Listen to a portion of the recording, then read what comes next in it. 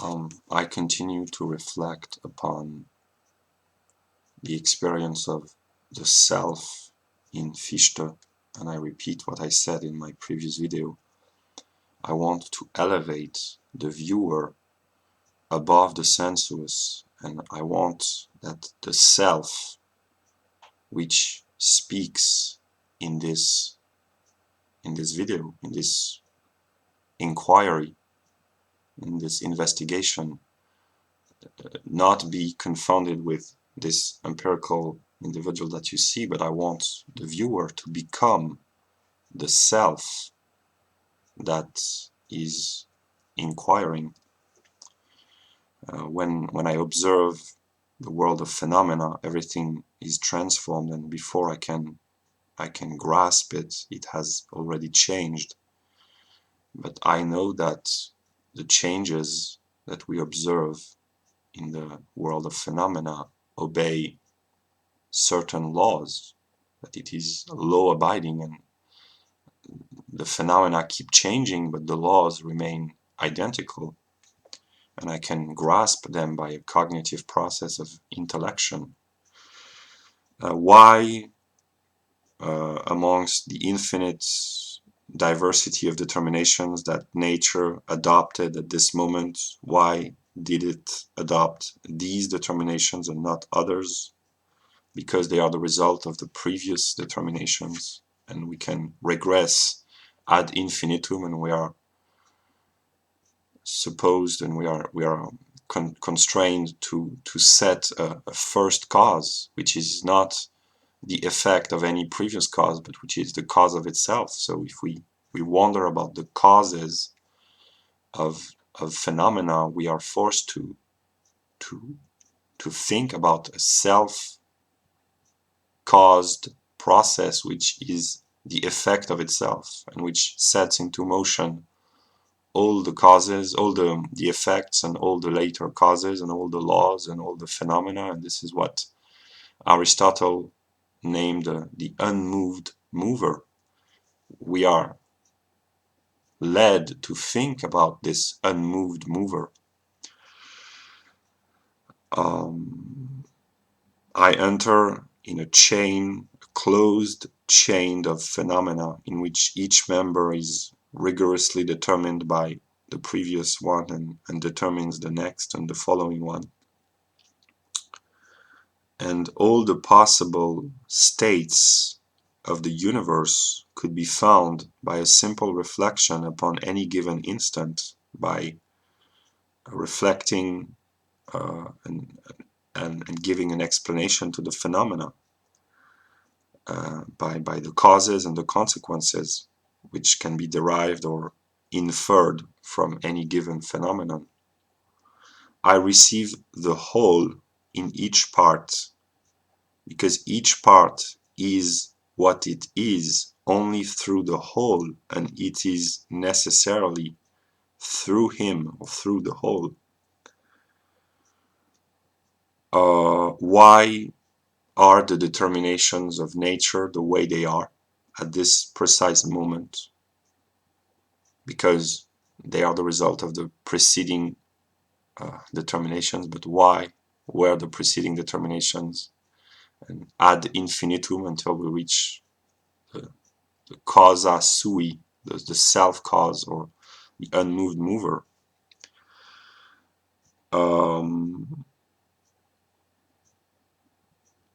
Then we may distinguish the qualities of the things, the forms of the things, and we are led to believe that there is a substance, a substrate, which stands under the qualities or the accidents. The qualities are the qualities of a thing which is qualified, and we can separate through thought the accidents or the modes or the qualities of a thing, or the properties of the thing and the thing itself. And this is a moment in Hegel's logic, the distinction between the properties and the thing.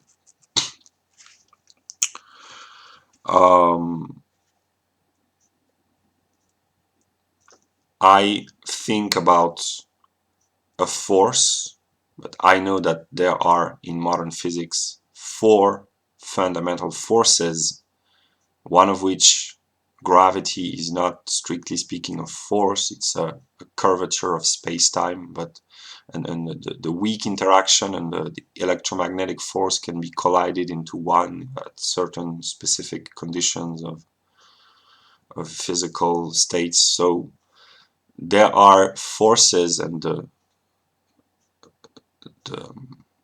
the endeavor of modern physicists, the most brilliant theoretical intellectuals in the world today, they are working to try to unify these forces.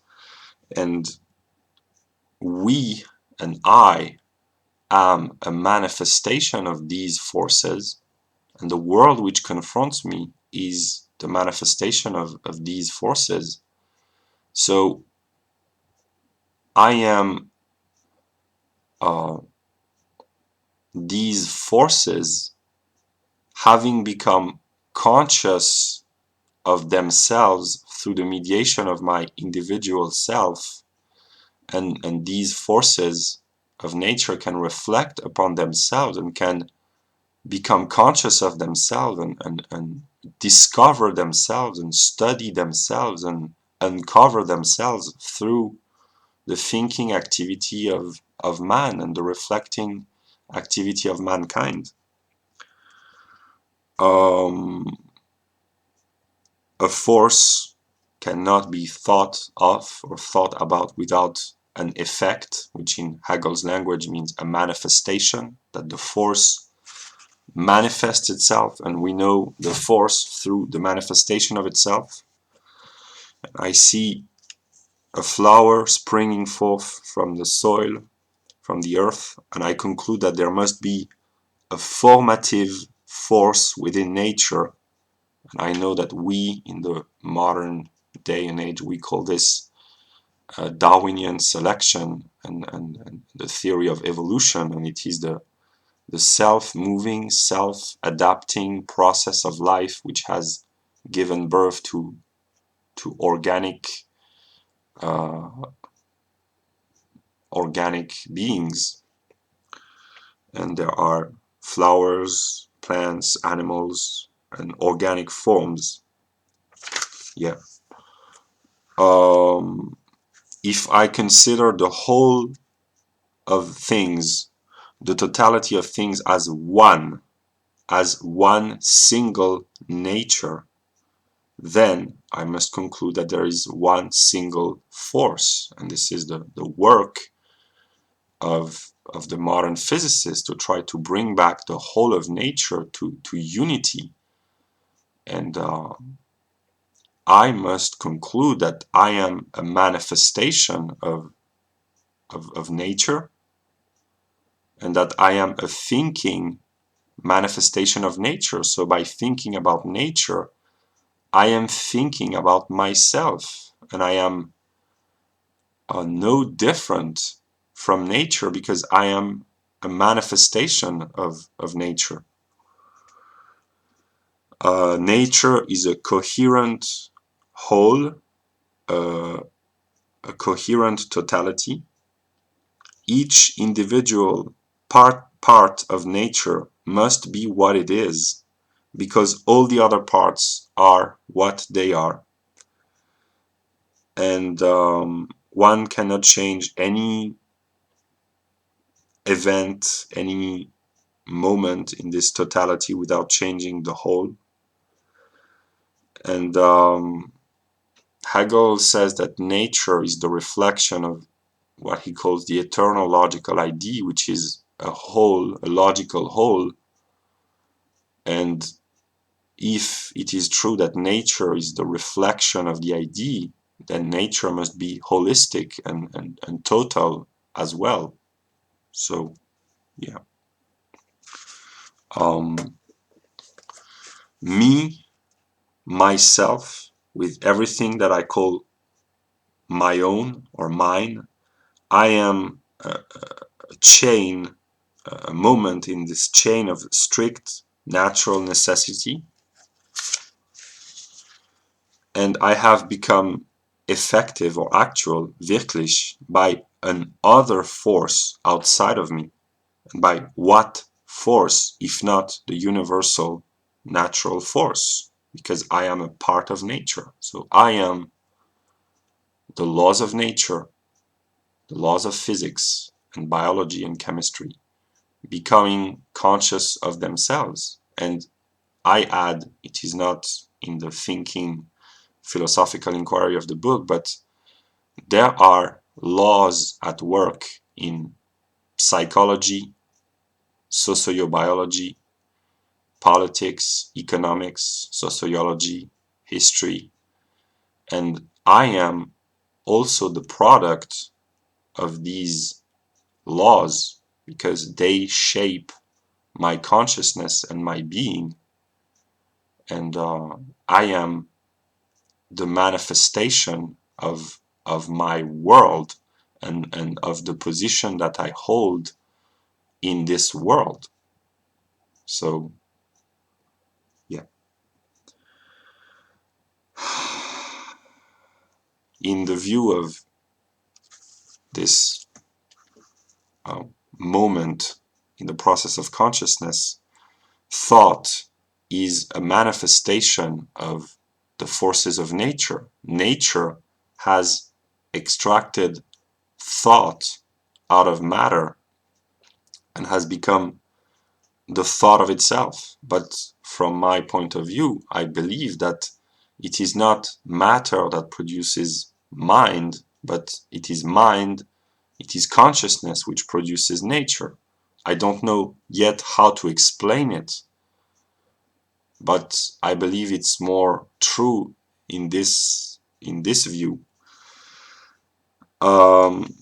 So if we adopt a cosmological Darwinian view of the evolution of the universe, which has brought about the thinking consciousness of man and the self-reflective process of thinking man, we must assume that there was a potentiality for the development of thought because it has become effective or actual, and what is actual is possible. That's a logical necessity.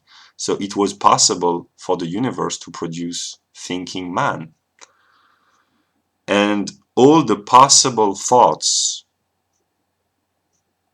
are made effective, are made actual, because if something is not thought about or said or believed, one could say it might be possible, but if it is not made effective, it's precisely that it is impossible. So the universe in his development actualizes all possible thoughts and beliefs and words.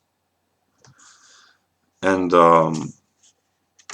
yeah, and I will conclude by I am what I am because in this cohesion of the totality of the whole of nature, none other than me was possible, and a spirit which might embrace the whole essence of nature could be, from the knowledge of one single man, indicate accurately what men have been up until now and what men will be in all time. By the knowledge of one single person, he would know and recognize all actual effective persons. Yeah, so I will stop there for now, and it was just a thought experiment that I am having, and yeah.